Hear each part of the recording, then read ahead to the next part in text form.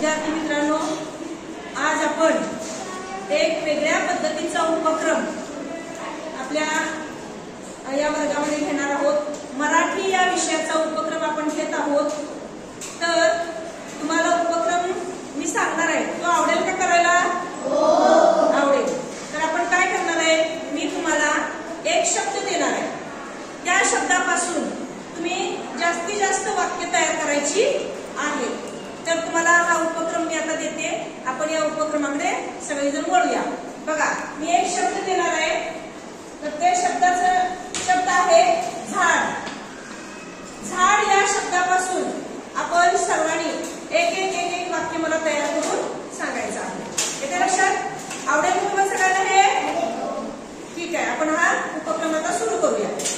झाडापासून फुले मिळतात, झाडापासून सरपण मिळते, झाडापासून डीक मिळते, झाडापासून लाकडे मिळतात, झाडांपासून फळे मिळतात, झाडांपासून विविध औषधे मिळतात, झाडांपासून विविध खेळणी तयार केली जातात, झाडांपासून औषधे केली जातात, झाडांपासून रबर मिळते, झाडावरची मुले सूर पारंबी खेळतात, झाडापासून शुद्ध हवा भेटते, झाडावरचे पक्षी घरटे बांधतात, झाडांच्या पाल्यापासून खत मिळवले जाते, झाडाच्या सावलीत प्राणी बसतात, झाडावर पक्ष्यांची शाळा भरते, झाडांपासून ऑक्सिजन मिळते, झाडावर पक्षी खेळतात, झाड हे निसर्गाचे साधू